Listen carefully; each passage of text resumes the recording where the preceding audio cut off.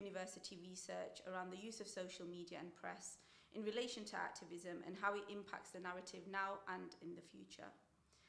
So today's subject will be covering the genocide that happened in Srebrenica, which many people will recognize possibly as the Bosnian genocide.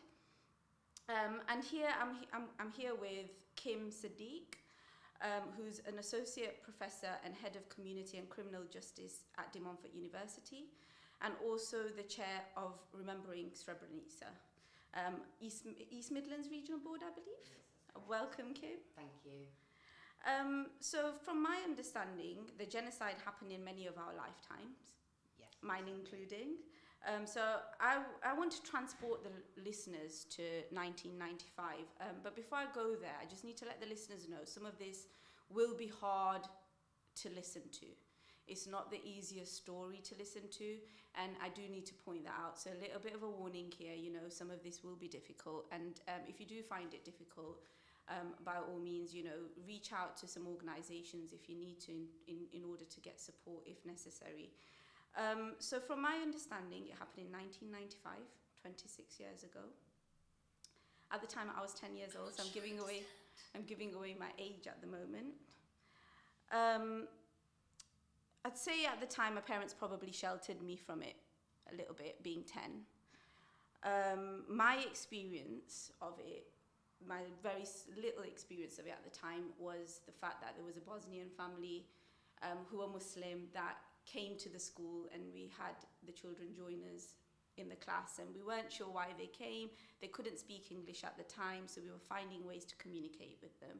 So that was my experience of it, and understanding something had happened, which is why they had come to the UK.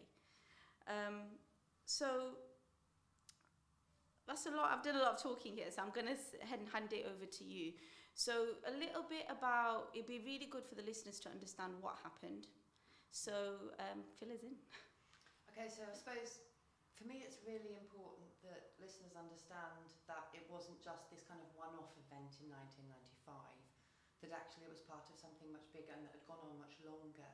And obviously you said Bosnian genocide, and absolutely yes, what happened right across the country were serious crimes against humanity, orchestrated murder, torture, sexual violence against women as well. But if we kind of go back to see where it started, really, so Bosnia-Herzegovina was originally part of what we now call the former Yugoslavic Republic, which was a federation. It was made up of like 6 component republics, including places like Slovenia, Croatia, Serbia, and obviously Bosnia. And during that time, so just after World War II, under the leadership of a guy called Tito, really, you know, Muslims, Catholics and Orthodox Christians all lived together pretty cohesively. And it was that way for quite a while. Tito died in 1980, and at that point, I think his ability as a leader had been to kind of keep that cohesiveness, which is so important to communities. And so you started to see the fragmentation of Yugoslavia pretty much along ethnocentric lines. So it was like a real rise in nationalistic view. So by 1991, Croatia and Slovenia then claimed independence, and Bosnia wasn't far behind. So April 1992, Bosnia was internationally recognised as being independent. And I think that really kind of, that breakup of Yugoslavia really prompted a war based on ethno-nationalism. After Bosnia's independence in April 1992, it was literally months, so really, really close to that Bosnian Serb forces, under leadership of Ratko Mladic, took control of the city of Sarajevo.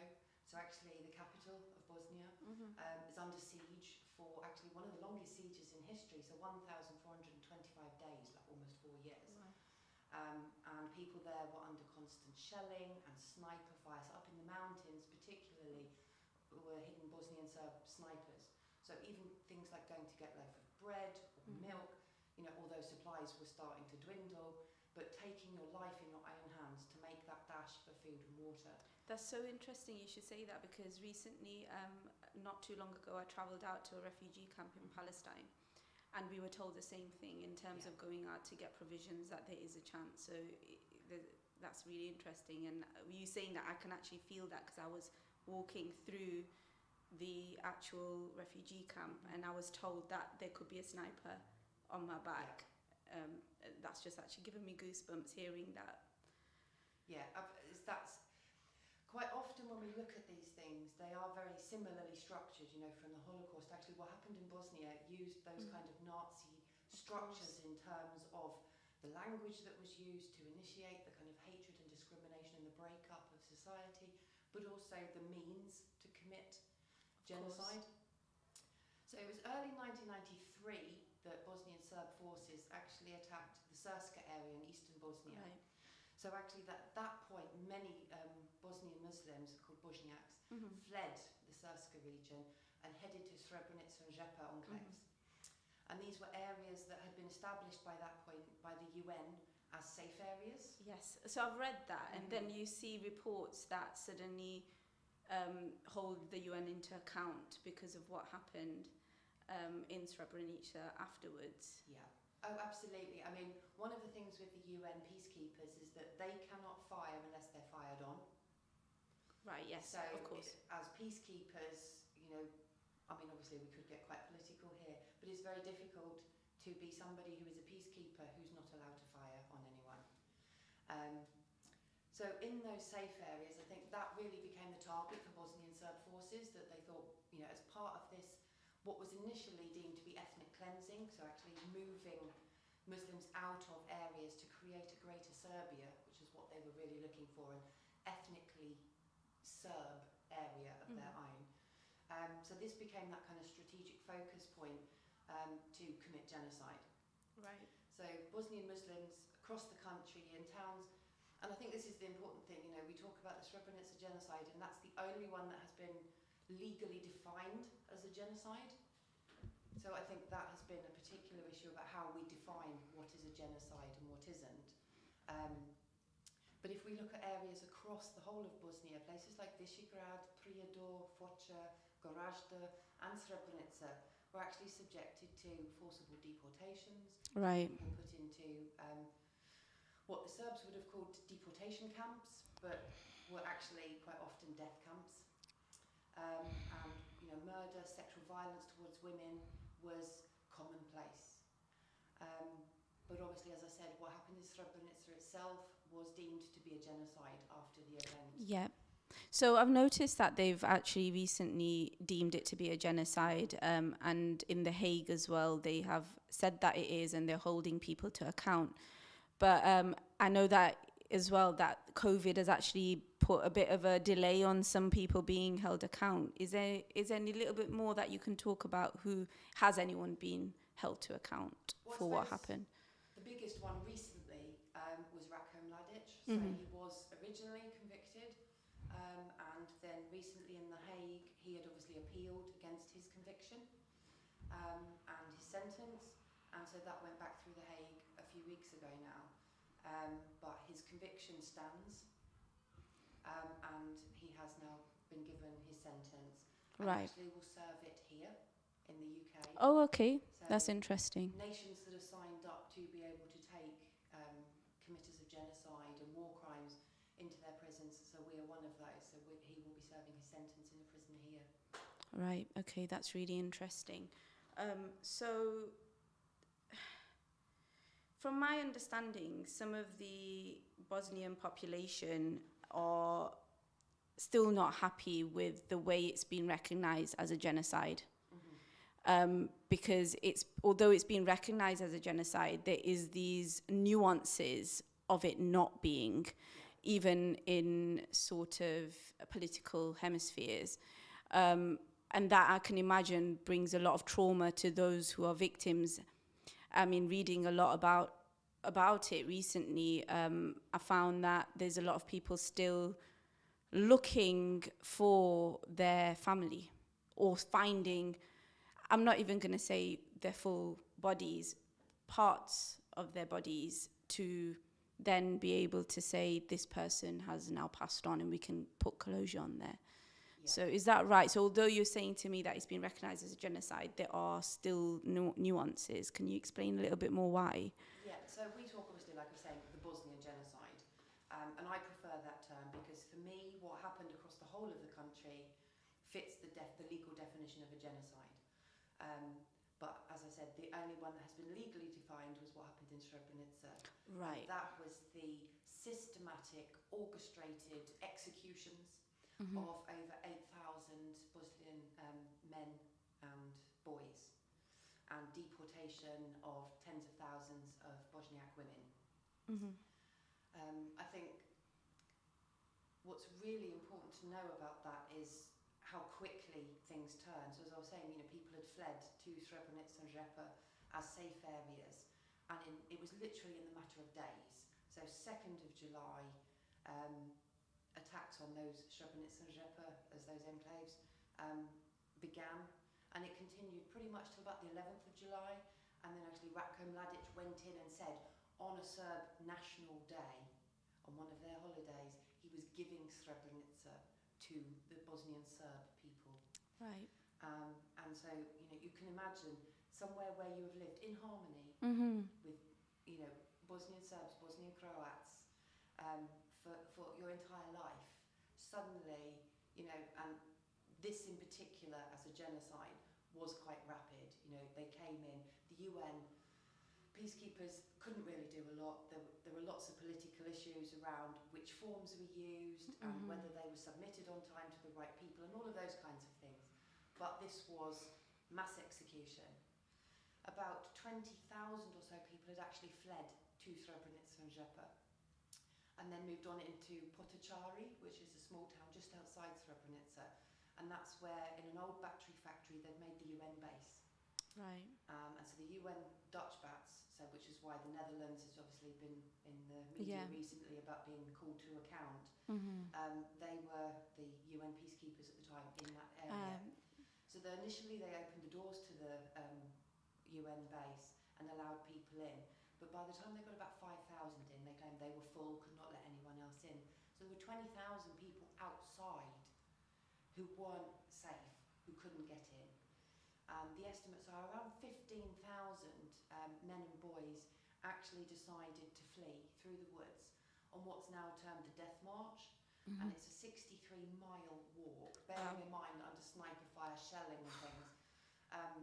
It took 5 days plus to do this walk. And they were trying to get to Tuzla, which was actually in a free zone, so it wasn't under Bosnian Serb control.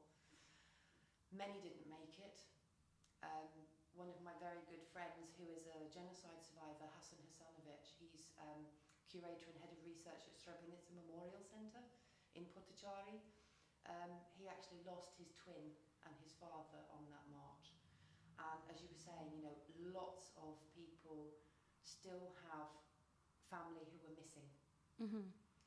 Actually, I used the term lost there, and it's something that's been mentioned this week. I was at a conference and a number of survivors and academics talking about what happened in Srebrenica said we shouldn't use the term lost. These people weren't lost. No, of course. They were purposefully killed. Mm-hmm. So I think that's a really clear distinction to make. So essentially they were murdered, weren't they? And then they're not missing or lost. Actually, they are buried, and people are having to find the remains, knowing that they are. So what made you get involved and be part of the organisation and help to raise awareness? Because you're clearly really passionate. I can see that you're touched. It's definitely touched me just reading it and researching it this week. And definitely try and get involved and put things out and educate the community and the global sort of as much wider community actually globally as much as possible. So I'd like to know what made you get involved. Where is that passion coming from? Well, I'm a criminologist and head of obviously division of community and criminal justice, so I'm very bothered about crime anyway. Coming from a Christian background, married to a Muslim, I've experienced a lot of discrimination on a personal level. Why have I married a Musa? And those kinds of things. I've experienced that for, actually, weirdly enough, the last 26 years. I married the year of the Bosnian genocide, right? Which always makes it feel a little bit personal for me. But my key areas of interest were around religion and crime, particularly, and hate crime probably more specifically. And we took some students out initially to Auschwitz-Birkenau camp in Poland to learn about the Holocaust. And I came back thinking I didn't feel anything. I should have felt something, and then I felt quite guilty about that. That I'd been to this place where horrific things had happened, and I felt nothing. And so I started some work on a research project looking at how we educate young people about state crime and genocide, and what things we need to do to get them to stand up and do. And obviously connections that I had actually with St Philip's Multi-Faith Centre here in Leicester. We train our police students there on diversity and community engagement. And Tom Wilson, who's the director, nominated me to go on a delegation to Bosnia with Remembering Srebrenica. So they contacted me and said they'd like to send me on a delegation, which I accepted, obviously. I didn't really know that much. I was going to say, how much did you actually know before you went out? They gave me a reading list and some kind of information pack so that I could do some pre-reading before I went. I think that was really useful. Similar to Anne Frank's diary, there was one called Zlata's diary, so about a young Bosnian girl growing up during the conflict. And so I went on this delegation and met survivors from a number of different organisations. So I met with the Association of Women Victims of War, an amazing woman called Bakira Hasičić, and who brought me to tears. She's done that 3 times now. In fact, because of her courage and her resilience to fight for justice for women who were systematically raped as part of a weapon of war. We also met with the mothers of Srebrenica and Jepa, who are just some of the loveliest women I think I have ever met. And obviously we took a tour of Sarajevo. I've been 3 times now for different reasons, and met, like I say, with a really quite a significant number of survivors. And I think hearing survivor testimony, I was talking at a conference the other day and I said, one of the things when we're talking about countering hatred and the denial narratives, because I think that, particularly for Srebrenica, has been a real political issue, that Serbia denies that there was a genocide, and their own political leadership does too. And so for me it was about that activism. How do we counter those narratives? How do we stop revisionism of history? How do we stop denial? And one of the key things there, I think, is survivor testimony. Because it's personal. Of course. And there's a brilliant guy called Julian Harrison who wrote this book called Suspended Disbelief. And it's very much about understanding the Holocaust. And one of the things he talks about is, as the number of survivors starts to shrink, as we lose members of the survivor communities, actually their testimonies become more valued and more valuable. And I think that's so true because they really reach into your heart. It becomes a personal connection. 100%. I think a lot of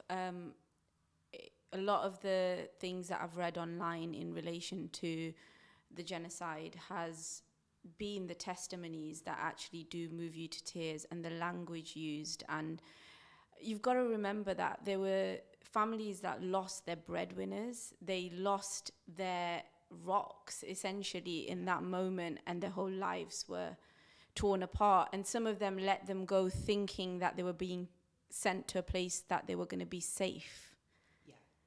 And therefore happily would have walked away thinking they're going to see each other again at some point, possibly. Not all, I recognize that, but some would have. And then to hear of the sheer way that they were murdered must be really difficult. It's difficult to read. Yes, it is. So then to go out there and speak to people on the ground, I know that's something that I've experienced when I've gone out to refugee camps in sort of the West Bank. And when you actually hear the accounts, especially of the elderly, those that have had to live it and they've had to try and come to terms with that emotional trauma for all their lives. I'm sure there are people that have passed who will never and never will get answers as to where their loved ones are, and had to just live without the closure. When you hear these testimonies, how do you sort of give them a voice to ensure that when you come back here, they have that opportunity to be heard because they're not here? Yeah. I mean, for me, I'm in a really privileged position. I'm an educator. So actually, I can share those testimonies with my students, with my neighbours, which I did at the weekend as part of a community get-together to learn about Srebrenica. But we've actually also been involved this year in, well, at the end of last year, but it was put out this year, a series of podcasts. And so there were interviews undertaken by Remembering Srebrenica as the charity with a podcast company called HAJ, which did an amazing job. So they interviewed survivors, and obviously in Bosnian, and then auditioned for people to take on the English voices. And I was really honoured to take on the voice of an amazing woman called HAJ, and to share her story. And it's a 6 podcast series. It's not easy listening. You know, it's not something you're going to put on in the car on the way home. It is something you really need to engage with. But it gives you the full background. You know, what I've been able to say today about the kind of history stuff is really, really brief. So to give them a voice, to let them talk about the impact, I think, is the thing. But also to recognise and share with them their courage and resilience in not wanting revenge. I think for me, the reason I wanted to get involved and to take action and to work, you know, to support the charity really was because these people want a re-established, multi-ethnic, multi-faith society. They just want to go back to the way they were. No, you know, justice, absolutely yes. Truth, absolutely yes. But peace. In a lot of situations, when you speak to people who have survived or lived through these situations, they all say that we lived happily together and we were fine. And then someone came along who wanted power and then essentially broke that down and caused division. And this is said over and over and over again in history. And in some cases, they are still living through that, and many cases actually. And then there's many countries who are now living through the aftermath of that happening. How do you reassure someone who's sat there saying to you, "We were fine"? Like, what do you do when you go out there and speak to them? You know, is there any support that you're able to offer them when you're out, when you've been out, or? Well, I think for the survivors, you know, there are a number of associations around the UK. So obviously, with Remembering Srebrenica, we also engage with, say, the Bosnia Association over in Derby, and also in like the West Mids as well over in Birmingham, and there are support networks there. I think obviously for many of them who came to this country, we gave them that safe place to be. Of course. And to be able to rebuild their lives. And I think that's one of the key things. So our theme this year for Remembering Srebrenica is actually about rebuilding lives. You know, and I think that's as applicable to all of us who have been through COVID. You know, businesses are rebuilding, people are rebuilding their lives, you know, having been, you know, self-isolating and those kinds of things. Dealing with, you know, quite significant trauma from that alone. And I think what survivors do is really show us about courage and resilience and about how you rebuild your life in a way that supports your community. That really shows that resilience and courage and togetherness. And I think that for me has been one of the most amazing things I've seen. So the organisation, I mean, shortly we'll go for a break, but we'll come back and ask more about the organisation you are part of and what we can do, what I can do to get involved. And I'd love to hear more about the resources, and I've seen some amazing things online, so I'd love to know and let the listeners know more about what we've got to offer. But just to summarise your experience before we go to the break, in a sentence of your 3 experiences going out, if you can just summarise them before we go. I would say transformative. It's a word I use in terms of my education. So I think the experience for me personally and professionally was transformative. I think it taught me that actually, however difficult things are, if you have faith, and if you come through that with that courage and resilience that the survivors had, then actually you're in a really good place. Yeah, I know. I can 100% agree with you on that, and you start to appreciate a lot of what you have as well. But then there's that guilt as well sometimes when you come back from places and you think, why am I so lucky to have all this privilege in comparison to people who have suffered so much? But then you see them with their fight and their resilience, and they smile. Yes. They smile and they hug you and they give you so much welcome. And I think that's the most important thing, and that's what keeps us going. Oh, absolutely.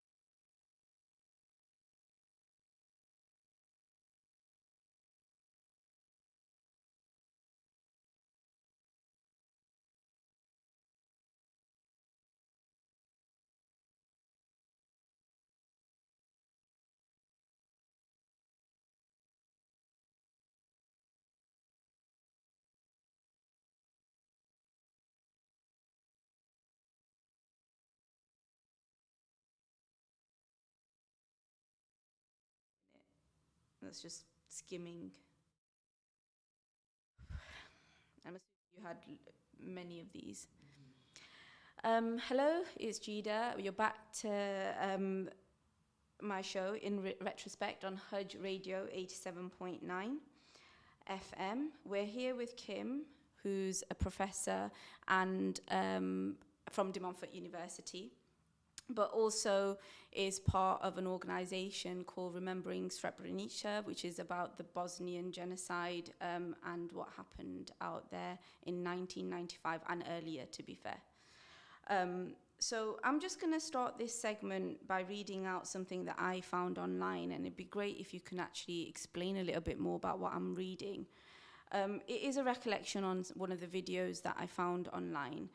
I mean, there's a few things actually. The timeline is a bit confused as well, so it'd be great for you to just explain a little bit why it comes across confused as well. But I'm just going to read this. So it says, so this is essentially a daughter talking about the loss of her father. Fact is that mean people after war ended tried to hide mass graves with digging known graves and relocating them to other places. And because of that, after 22 years, we still cannot find our families, and we find bones from the same person in different graves. She remembers her father as being a good and brave man, because after escaping the Serbian army, so essentially he got away, he went back because he couldn't leave people to help others. And as he went to cross the bridge again, at this moment, he was killed, and they've not been able to find his body since. And they think that he was probably thrown in the river. I mean, that was a really, I'm skim reading it. I don't want to go into the detail. It's very difficult to read. But I'm sure you had accounts of very similar. So I don't understand why are they finding bones in different graves? Can you explain a little bit more? It was what I was talking about earlier in terms of the denial narrative, really. And if you want to be able to deny that a genocide's happened, the best way to do that is to hide the evidence. Mm-hmm. And so, as I was saying, what happened in Srebrenica, over 8,000 men and boys were killed. Many summarily executed, so literally taken out to school playing fields, open air places, and just shot. All right. And then buried in mass graves. But obviously, over the next that was kind of July 11th onwards, which is why Srebrenica Memorial Day is on the 11th. Mm-hmm. But over the next 4 months, what the Bosnian Serb army actually did was go back and dig up the mass graves. Right. And then, but with machinery, things like diggers and things, and take some of the bodies to other graves. Right. And also to mix in animal bones and things as well, so that actually it made it much more difficult to be able to identify. Obviously, early 90s, we weren't so crash hot with DNA like we are now. Of course. But actually, the International Commission for Missing Persons in Tuzla, in Bosnia, and the Tuzla Forensic Identification Project based there, have been doing amazing work in DNA profiling, taking blood samples from family members who've been left behind, and then creating a database. So as they discover body parts, which in general it often is, it's very rarely a full body, Right. They are able to DNA profile the bones and actually identify somebody's loved one. One of the mothers of Srebrenica talks about actually finding 2 bones, that's all, of her sons. Right. And actually they were found in mass graves 25 kilometres apart. So you can start to see Wow. Yeah. the lengths that people had to go to be able to identify and to repatriate these loved ones with their families. So how many people have definitely been identified? Because I know not all have. It's as of today. 7,000-ish, so there's still over 1,000 still not found, Right. and or identified. At the Tuzla Identification Project, actually they have some bones that they haven't yet been able to repatriate. It's also difficult for families because some choose not to have the 1 or 2 bones back, but to actually try to see if more can be found because they would like to bury a complete body, or as complete as possible. Right. Obviously Islamically, burial is very quick. Of course, yes. But these people are not waiting 24 hours for a burial. They're actually some even now have waited 26 years for repatriation of their family members' bodies. I think the difficult thing is, from what you're saying, is, and this was what I found really difficult reading about the genocide, was if it had not happened, these people are most likely to have been living amongst us today. Yeah.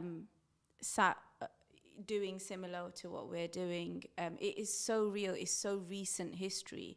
It's not something that we talk about or read. Really, it's not history in history books. It's within our lifetimes and within the time frame. And I think that makes it so real in terms of, you know, us being able to almost put ourselves in that position.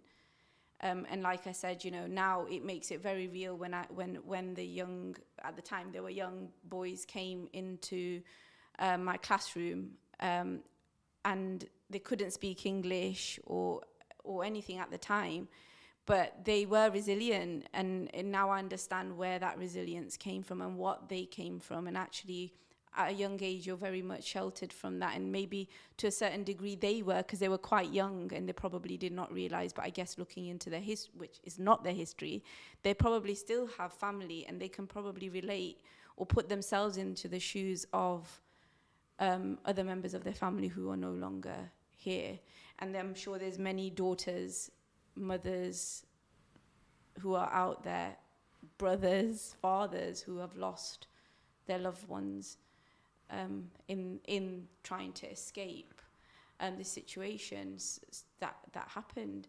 I think the reality for a lot of us is, we keep saying, and this term gets coined so many times, we can't let history repeat itself.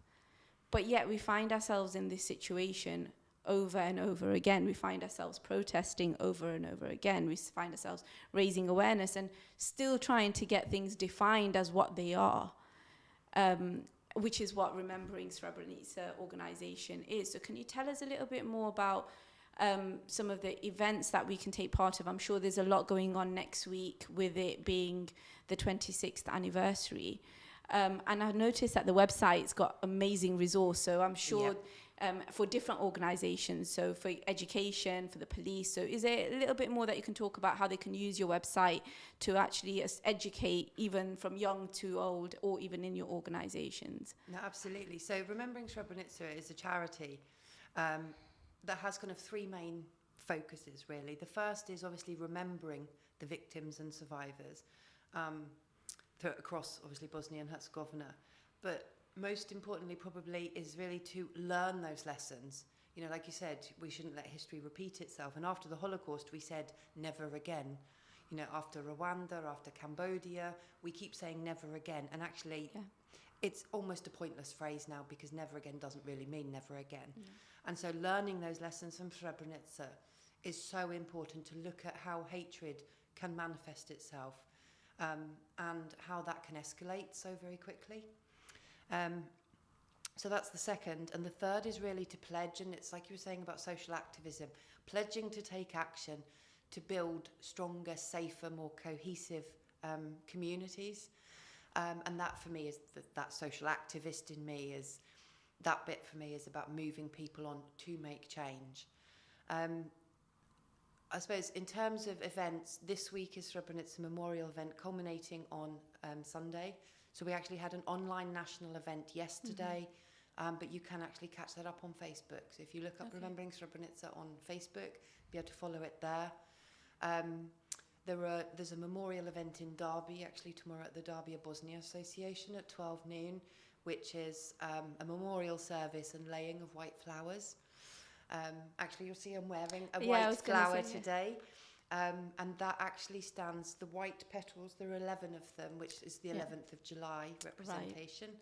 Right. The white is for their innocence, and the green is for hope and for justice. And again, that's another core thing that Remembering Srebrenica believe, supporting survivors, making sure their stories are heard, so that people can learn from that and do things. So I suppose in terms of events this week, there are probably not many of those left. A lot of them are online. If people want to know more, there are some places to go. As you said, the Remembering Srebrenica website is a great place to go. It has resources. It also has a regional map, so you can actually click on your region and find events. So if people are interested, they can go and click on the events. On Sunday at Leicester Cathedral, a prayer will be said as part of the service as well. So it's not just about, Muslim communities and Muslim organisations being involved. This is everybody, from all faiths and none, actively being involved. You can pledge to take action and become a community champion. So if people are interested in that, obviously if they follow at East Srebrenica on Twitter, they can get in contact with me. And you'll see that we're using these pledge cards. So people are sharing pledges about, I will stand up to hatred and discrimination. I will always be on the side of the oppressed, not the oppressor. So there are lots of ways that you can share that message through social media. There's as I mentioned earlier, the podcast series as well. So if people are interested, it is available on things like Spotify, Google Podcast, most platforms. You can listen to the 6-podcast series called Untold Killing. And that will really kind of help people understand a lot more about what happened. Where can they access the podcast? Is it on main platforms? Or? Yes, so Spotify, Google Podcast, all of the main podcast platforms. Obviously on Remembering Srebrenica's website, there are lots of resources, as you were saying. We have a great team at Remembering Srebrenica working in, obviously, media and comms, but in education and faith work. It is a fantastic website. I mean, I went on there and I just had so much information. And actually, for me, it was important to have a reliable source as well, because I found on some of the social media and the, videos that I found online, the timeline was a little bit skewed. So actually, it's good to know that there is a reliable resource out there for us to be able to find out more information. And I mean, and they've worked with some amazing academics as well. So Professor Kenneth Morrison over at De Montfort University, Professor Eric Gordy at University College London, Professor David Pettigrew as well, actually from America, actively involved in making sure that the historical context is accurate and that we're using the right language. I think that's really important. But, people in schools, in the police service, in faith communities, there are resources for everybody. Actually, Leicestershire Police this year and last year as well have run events for us. So I was up there last week. They were training their neighbourhood officers, so teaching them about what happened in Srebrenica and how they can obviously build more cohesive communities. We had lighting of the Srebrenica candle in the memorial gardens there. And I mean, we've been so blessed to have the support we've had from Leicestershire Police. They have been absolutely amazing.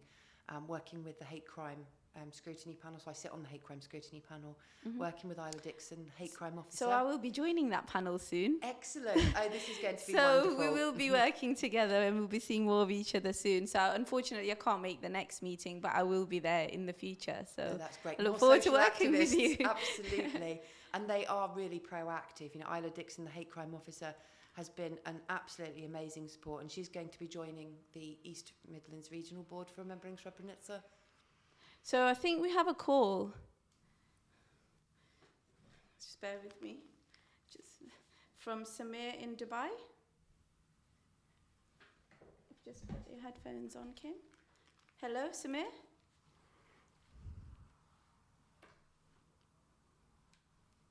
Hello, Samir. Assalamu alaikum. Assalamu alaikum. How are you? Alhamdulillah. How are you? Yeah, not bad, not bad. Look, I mean, Srebrenica, tragedy, but really the breakup of Yugoslavia was all a tragedy, all unnecessary. I still can't understand the point of it.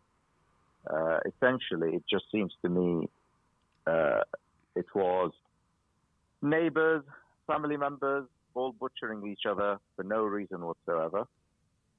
Not to condone what the Serbs had done, but let's be honest, the Serbs were fighting to keep a country together.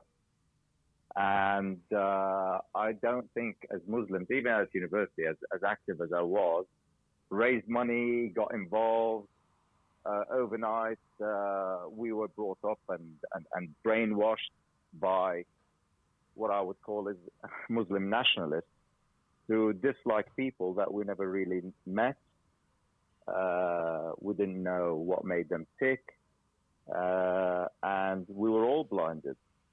And I find it was a tragedy for both the, shall I call, Slavic Muslim community, as well as the Orthodox Slavs, because essentially they were the same people, same ethnicity, same language, same common heritage. They drink the same coffee, they eat the same food, they were neighbors, but for no reason whatsoever, they ended up butchering each other.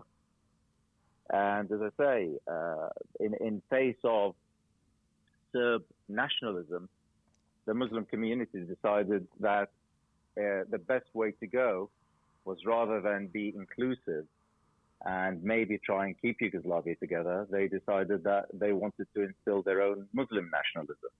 And it was the biggest disaster there ever was for European Muslim community. Thank you, Samir. I will get Kim to reflect on that a little bit, but thank you for your call. You're welcome. I suppose in terms of responding to that, I think one of the key things here, as we said, Yugoslavia was a multi-ethnic, multi-faith society where everybody had lived well and cohesively together.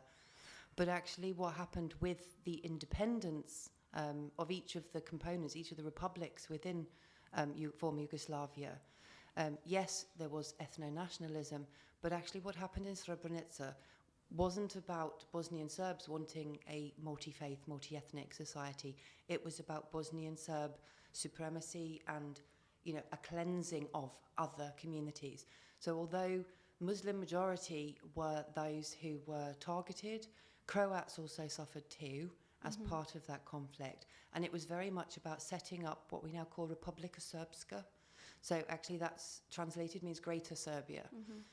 And it was a Serb nationalist movement to do so, supported by Serbia as a country. Which so is why I think Milosevic. we've avoided sort of the religious aspect anyway. We've said that Christians and Muslims, they were all living together in harmony, and I guess, and I have as well, because I understand that it wasn't just Muslims that suffered in this genocide. There were people from, like you said, it was a country that they were living in harmony, and then it ended up becoming divided. Yeah, absolutely, by nationality. So although there is this common shared history, actually, if you go way back, then you start to see the differences. And actually what the Bosnian Serbs were saying is that the Bosnian Muslims, the term they used was Turks, so they were Ottoman, and they were saying we're basically repaying what had happened in history, so we're repaying the Turks for the conflicts that had happened previously. So there is a long, incredibly complex political history here. Yeah, in reality here, it doesn't matter what religion you are. If it wasn't no reason. There were people, it doesn't matter who they were, that were essentially trying to get power. It's about power. So there's a reason, isn't there? There is a reason. It is power. And that division enables you to get power over the people. And that's what essentially it was about. And that's where it came from. Yeah. So I noticed that there was also a website called Srebrenica 360. That was off your website that enables you to have a bit of a museum online. So I would definitely recommend the audience to have a look on that. That was really interesting, open, and it's a bit more interactive, which I thought was really engaging. So when I talked about the Potocari Cemetery earlier, where the UN base was originally set up, that's now the Potocari Cemetery, and the Srebrenica Memorial Centre are based in that building, and obviously the land nearby. And so the 360 tour actually allows you to go and walk round there and see Potocari Cemetery as if you are there. So if we wanted to visit and go out there, how easy is it for us to go out there and visit like you did? Obviously with COVID. Aside from COVID. There are still some issues in place. But actually it's very easy. I mean, there are flights that you can get. There was a direct flight, but that company's not running currently. But you can get flights where you stop over in Europe somewhere before heading out into Bosnia. You know, if you fly into Sarajevo, which is the capital,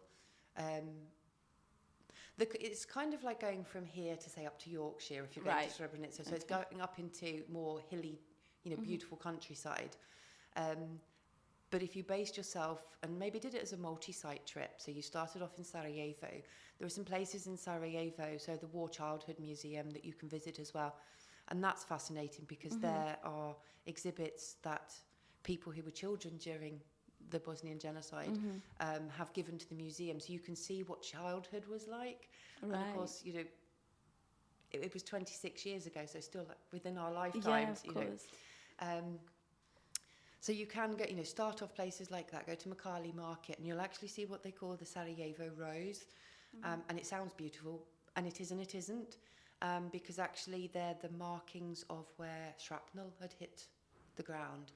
And instead of covering it all over, what they've done is they every year they paint them red, as a mark of respect. And so you can go around Makali Market and see those. And see, you know, the bridges. I mean, Bosnia is one of the most beautiful countries I've ever been to. They have rivers and bridges, beautiful bridges. So you can go and easily visit. Going up to the Memorial Centre in Srebrenica as well, you know, it is a functioning memorial museum. And they have curators and education team exhibits, but also you will hear survivor testimony there as well. Awesome. So, yeah. That sounds amazing. It definitely would be something on my list, especially after speaking to you. Most definitely would be somewhere I would like to go and have a look and get a more real education. I think there is importance in going out and actually hearing accounts or seeing it for yourself. I think it puts things into a better context. Yeah. Once you've been out there, and it actually gives you more of a passion towards the cause as well. But thank you for speaking to us today, Kim. That's okay. It's been a pleasure. I've learned so much. I'm looking forward to meeting you again. It seems that we will be working in other capacities. One of the things I just wanted to say is if there's two stories that you can look into this week, local stories and global, I think it's important to look into the new Leicester Police and Crime Commissioner story by Rupert Matthews, who refused to work with the BLM movement but was actually spotted at the Leicester protest. But it's important to look into the story and the Haiti president assassination. I think they're two topics that are really important to look into at the moment. So thank you for tuning into my show. Inshallah, next week we'll be tackling another key topic in retrospect. And you're listening to HAJ Radio 87.9 FM.